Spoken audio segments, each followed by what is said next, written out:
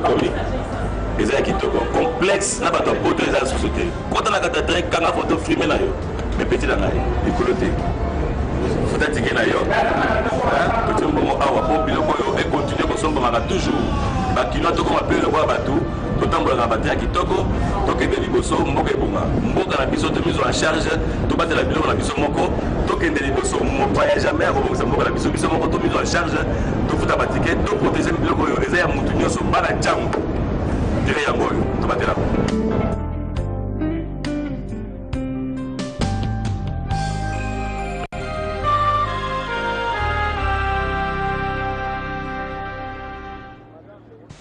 Aussitôt, train urbain continue la ville à Kinshasa, likambo ya ko renforcer capacité ya ba jana bango pe ko perfectionner mon là et zali pe moko ba préoccupation oyo Serge Basaoula na comité de gestion ya mobima bazana ngo pona ko luka ba receveur na ba contrôleur nyuso ba yeba ko sala mosala bango kitoko yango wana formation monene zalaki à l'intention ba receveur na ba contrôleur nyuso onatra biso to zalaki na pona bino match etambola kitoko na onatra.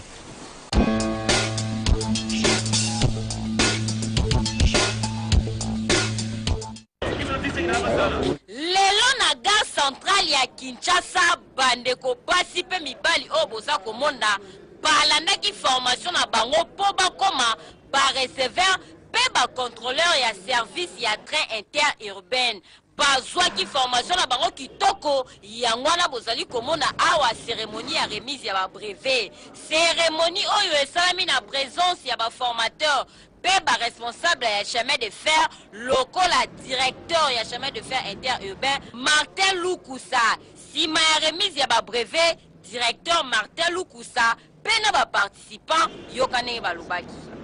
tozaki ba train sika ba train sika wana po esala malamu il fallait payer ezope ba personnel mo sika ya monique on a tra mingi bino asite ba toujours on a tra batata mama mikolo lelo oyo on a tra et ça pour rajeunir personnel na bango donc ba ndeko na ya changu ba ndeko na matete ya kasangulu siko ba koza fier que na train ba uzana ba contrôleur na ba uzana ba receveur ya tendance quoi la formation en qualité ya contrôleur na kati ya chemin de fer ou ezali direction na biso yango na sepel la tonne sami de sengo na ndenge la sisi formation na mokola lelo tala service ya chemin de fer interurbain nyonso bazali kosala ezali kaka po ordre ezalaka na train ba receveur bango bakobanda kozwa mbongo ba contrôleur oyo bango bakobanda ko contrôler ba receveur pe na ba client mususu ba oyo bakobanda komata na train interurbain boye bakana bino déjà que contrôle ici comme lisusu ya makasi yo muyibi yo fraudeur mitikelaka na yo avant po atandenge nini bakokanga yo kaka awa match za chintunga tangu tozali koloba ke mosala malamu ofutaka remise reprise esalemaki bongo na niveau ya conseil d'administration ya onatra epai wapi bakotisi bongo PCA ya sika na ADGA mais il faut boyeba ke Serge Basaoula avant mokonzi mboka asala confiance pe a confirmé comme ADG na kati ya onatra azalaki bongo ADG AI lelo akomi bongo ADG mokonzi onatra parce que ba réalisation nyonso bongo na onatra na tango ezali ADG AI ne tango ba bloka na salami ba maintenir ye toujours na poste na ye mais ba tumsusu ba longo pe ba tie ba tosika nyonso pona koluka kotambusa onatra et continuer toujours okene malamu moko la remise reprise ya conseil d'administration ya onatra biso tozaki na pona bino botala nene elekaki avec un parti na idéologie na message ni oyo Serge Basaoula lobaki kokamwa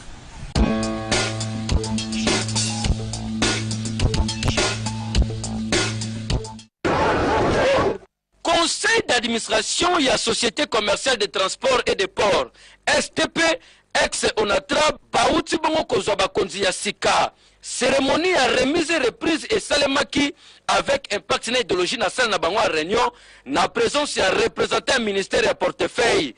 président ya conseil d'administration et komi bongo monsieur Gérard Nkulu Mwenze ADG etikali toujours Basaoula oyo azali toujours maintenir na mosala makasi azali kosala ya kotombola pe ya ko changer onatra continuer ko kende liboso pe babakiseli bongo ADGA oyo ko accompagner vision moko na kati ya comité de gestion ya STP babengi Onatra pour continuer à maximiser la recette République démocratique du Congo et tongam avec impact na idéologie. Ya solo Gérard Koulou Mwenze oyo komi PCA ya Onatra alobi ba ko travailler toujours ensemble pour na koluka bien-être ya ba jeune sur Onatra pe Onatra et continuer ko kene musika. Tala mosala makasi oyo Serge Basaoula zo continuer ko sala yango sali que confiance za toujours na bakonzi pas maintenir ye boende masolo zalaka na Onatra match zo continue ko betama très bien mobimba nalo balisusu nini bana ya Kinshasa bana mokili mobimba émission quelle boule spéciale Onatra na banti bino nyonso botali yango émission na biso tolobaki ezali magazine socio-économique tozali ko expliquer makambo nini ba entreprise ba société pe makambo nyonso etali économie ya mboka na biso ezali ko sala ko encourager ceux qui peuvent aller kosimba te koloba pona makambo bonga parce que il faut mboka na biso Congo ko na développement ya solo le long communication est comme direct peu facile grâce ya émission oyo quelle boule idéologie bakino parce que c'est une émission oyo tozali koloba na lingala ezali ko permettre na peuple congolais mobimba surtout bakinois paye ba réalité ba entreprise pe ba société pe ya économie ya mboka na baonde ezali ko tambola ngara zaki ne sena ko présenter le bino émission oyo mosala makasi oyo comité de gestion ya Onatra kamami na Serge Basaoula comme ADG ezali ko kumbela ezali ko mona na yango pe mokonzi mboka Joseph Kabila apesi confiance ba pesi PCA sika ba pesi ba konzi mususu ya sika kasi ADG Serge Basaoula za toujours wana parce que mosala nyonso ezali ko sala azali ya solo pe comité de gestion ya mobimba ko accompagner vision mokonzi mboka Joseph Kabila pour la révolution et la modernité en mboka oyo et monisama na miso ya bato nyonso Onatra ba continuer ce pesi bino merci parce que o bezo sala ezali komona na pe na pesi mbote na ba janyo sur Onatra bo continuer toujours ko sala pour na service ya mboka pe Jerry Golima o akumbela kama solo to bosana était toujours côté caméra pe côté réalisation Rodi Manzonga ni lelo zaki na pointe ya masolo pour na kotala ndenge ni émission zali ko kumbama espace oyo to telemi na sima na bozali komona babengi yango bongo espace Bel Air chez Tatem pa wapi mo pepe ya kitoko ya Congo ebimela capacité toza pena na kati ya fleuve na biso côté ya Kintsuka oyo tozali nature ya République démocratique du Congo oyo nzambe apesa ya kosamba ezali te na zaki na songa ko présenter le bino émission oyo quelle boule et comme na suka merci pour la confiance bozo sala biso bobe na biso na ba entreprise na bino na ba message na bino toko komisa yango toko vulgariser yango pour la population de Sakini Bayeba pour match continuer ko tambola kitoko mobimba match ya Kintunga wow.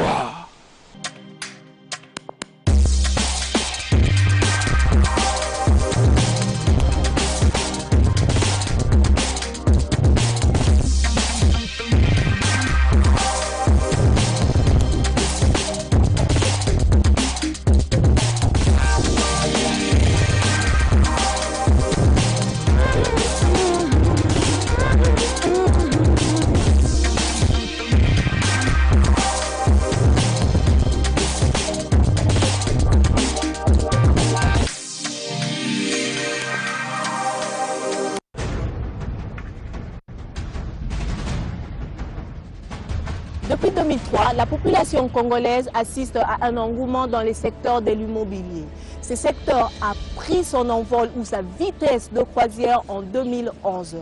Dossier est condensé de Placide Matobo.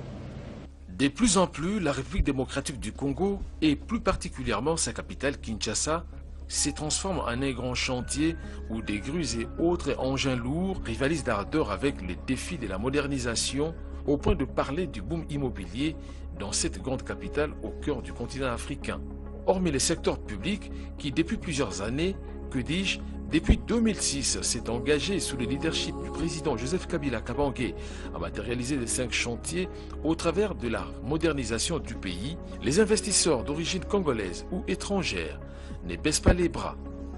Convaincus de la ferme détermination et de la vision de développement clairement définie par les autorités congolaises pour améliorer davantage le climat des affaires, beaucoup d'entre eux ont choisi de placer leurs capitaux dans l'immobilier, conséquence logique de la suppression des barrières aux nouveaux investissements et l'évolution positive du taux de croissance de la République démocratique du Congo, lesquels s'est situé à fin décembre 2013 à 8,5%, chiffre confirmé par les officiels congolais et la Banque centrale du Congo. Poussant comme des champignons, ces différents immeubles prouvent à suffisance la consolidation de l'économie congolaise, comme qui dirait, lorsque l'économie va, le secteur du bâtiment se réconforte. Certaines sources renseignent que de 2003 à 2008, près d'$1 milliard américains ont été investis dans la construction des immeubles à travers le pays, et cela avec des effets similaires dans les villes de Goma, Bukavu et Lubumbashi au Katanga. Le développement de l'immobilier exerce les externalités positives sur l'accroissement de la production de richesses et d'autres activités connexes dont la plomberie, la quincaillerie, voire le secteur touristique qui côtoie l'hôtellerie. De son côté, l'Agence nationale des investissements, ANAPI, plaide pour de nouveaux capitaux à investir dans la production des matériaux de construction et du ciment gris. Une préoccupation du gouvernement central déterminé à construire la cimenterie de la province orientale, Sipor. C'est dans ce contexte qu'une nouvelle industrie, Nyumba ya Akiba, a décidé de s'installer dans la province du Bas-Congo en vue d'exploiter et fournir du ciment gris. Il en est de même de la relance de la cimenterie nationale, SINAT, par le gouvernement Matata et dont le processus est en cours. Certes, toutes ces nouvelles initiatives permettront, avec la loi de l'offre et de la demande, d'apporter une solution durable quant au déficit de 3 millions de logements que représente la République démocratique du Congo. La priorité dans ce domaine reste notamment la promotion de l'habitat social, indiquent les autorités congolaises, pour améliorer les conditions de vie de la population. Le secteur de construction ou de bâtiment joue un rôle majeur dans la marche de l'économie congolaise. Selon la Banque centrale du Congo, ce secteur a apporté en 2012 une contribution de 15,3% à la croissance du pays, juste après l'agriculture, pêche et élevage, soit 15,5%, sachant que pour la même année, l'extraction minière a occupé la tête du classement avec 29,6%. En 2013, par contre, la contribution à la croissance économique du secteur de bâtiment s'est chiffrée à 13,2%, contre une projection de 11,6% pour l'année 2014. Tout compte fait, la République démocratique du Congo se trouve à la croisée de chemin et obligée à réécrire son histoire, sa vraie histoire de développement. Voilà pourquoi dans le secteur du bâtiment, le ministre de l'Aménagement du territoire, Urbanisme, Habitat, Infrastructure, Travaux publics et Reconstruction, Fridolin Kasfechi Moussouka, a signé en date du 26 juin 2013 un arrêté ministériel portant réglementation de l'octroi de permis de construction après une suite de concertations entre le gouvernement central et les provinces, une manière d'attirer les nouveaux investissements dans ces secteurs, symbole de l'amélioration du climat des affaires avec plusieurs facilités qu'il y a plusieurs années. L'ONEM, l'Office national de l'emploi, est une institution étatique qui s'occupe de l'enregistrement des chômeurs. Elle est chargée de gérer les marchés de travail et de promouvoir l'emploi en RDC. Son directeur général, Madame Angélique Kikoudi, nous en dit plus dans Initiative de développement. Suivant. L'Office national de l'emploi, qui est l'institution chargée de gérer le marché du travail et de promouvoir l'emploi. Dans notre pays, la République démocratique du Congo, il est sous la tutelle du ministère de l'Emploi, Travail et Prévoyance sociale et s'articule sur le même plan que l'Institut national de la sécurité sociale et l'Institut national de préparation professionnelle, un des établissements du ministère de l'Emploi. Les missions de l'ONEM s'articulent sur 3 axes. Il y a le service aux demandeurs d'emploi, le service aux entreprises et le service au gouvernement. En ce qui concerne le service aux demandeurs d'emploi, effectivement, nous avons 3 activités essentielles qui sont l'accueil, donc l'accueil actif des demandeurs d'emploi, la prospection des offres d'emploi et le placement. Nous ne sommes pas créateurs d'emplois.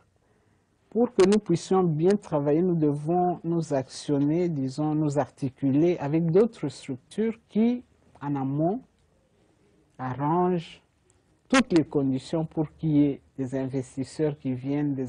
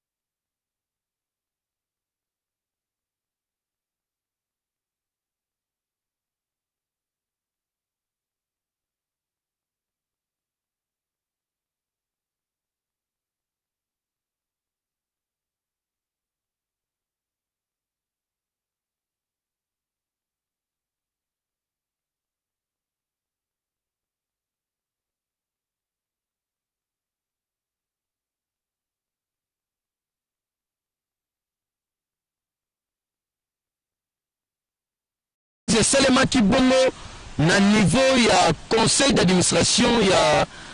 ONATRA epai wapi bakotisi bongo PCA ya sika na ADGA. Mais il faut boyeba que Serge Basaoula avant mokonzi mboka asala confiance pe a confirmé comme ADG na kati ya ONATRA azalaki bongo ADG AI lelo akomi bongo ADG mokonzi ya ONATRA parce que ba réalisation nyonso bongo na ONATRA na tango azali ADG AI ne tango bablo wana so salami ba maintenir ye toujours na poste na ye mais bato mosusu balongo mpe batie bato ya sika nyonso mpona koluka kotambusa ONATRA e continue toujours okende malamu.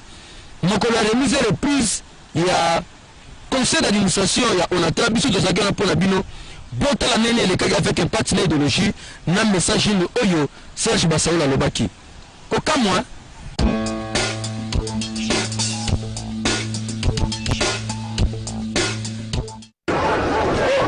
Conseil d'administration et la Société commerciale de transport et de port STP ex-ONATRA bauti bongo kozwa bakonzi ya sika. Cérémonie à remise et reprise et salemaki avec impact na idéologie na salle na bango à réunion na présence ya représentant ministère ya portefeuille. Président ya conseil d'administration et komi bongo monsieur Gérard Nkulu Mwenze.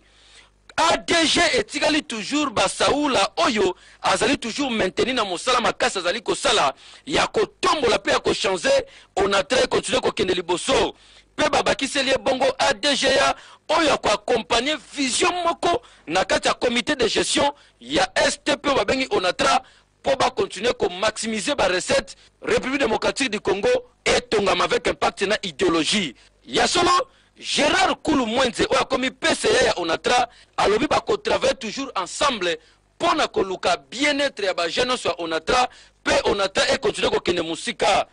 tala mosala makasi oyo Serge Basaoula zo continuer ko sala yango sali que confiance ezala toujours na bakonzi pas maintenir ye boyende masolo ezalaka na ONATRA match zo continuer ko betama très bien mobimba. Naloba lisusu nini bana ya Kinshasa bana mokili mobimba émission quelle boule spéciale ONATRA na banti bino nyonso botali yango émission na biso tolobaki ezali magazine socio-économique tozali ko expliquer makambo nini ba entreprise ba société pe makambo nyonso etali économie ya mboka na biso ezali ko sala ko encourager to ceux qui ezali ko simba te koloba pona makambo bonga parce que il faut mboka na biso Congo ko na développement ya solo. Le long communication est comme direct peu facile grâce à émission Oyo quelle boule idéologie bakino parce que c'est une émission Oyo tozali ko bana lingala ezali ko permettre na peuple congolais mobimba surtout bakinois paye ba réalité ba entreprise pe ba société pe ya économie ya mboka na baonde ezali ko tambola ngara zaki ne sena ko présenter le bino émission Oyo mosala makasi Oyo comité de gestion ya ONATRA kamami na Serge Basaoula comme ADG zali ko kumbela ezali ko mona na yango pe mokonzi mboka Joseph Kabila apesi confiance ba pesi PCA ya sika ba pesi ba konzi mususu ya sika kasi ADG Serge Basaoula za toujours wana parce que mosala nyonso zali ko sala azali ya solo pe comité de gestion ya mobimba ko accompagner vision mokonzi mboka Joseph Kabila pour na révolution ya modernité ya mboka oyo e monisama na miso ya bato nyonso. ONATRA ba continuer sur te pesi bino merci parce que oh bozo sala ezali komona na pe na pesi mbote na ba janyo sur ONATRA bo continuer toujours ko sala pour na service ya mboka pe Jerry Golima o akumbela kama solo to bosa n'était toujours côté caméra pe côté réalisation Rodi Manzonga ni lelo za ki na pointe ya masolo pour na kotala ndenge ni émission zali ko kumbama espace oyo to telemi na simana ngo zali komona ba benga ngo bongo espace Bel Air chez Tatem pas wapi mon peuple kitoko ya Congo bimela capacité de pena na kati ya fleuve na biso côté ya Kintsuka oto zali nature ya République démocratique du Congo o nzambe a pesa ya kosamba ezali te na zagi na songa ko présenter le bino émission au quel boule comme na suka merci pour la confiance bozo sala biso bobe na biso na entreprise na bino na ba message na bino toko komisa yango toko vulgariser yango pour la population de Sakini bayeba pour match continuer ko tambola kitoko mobimba match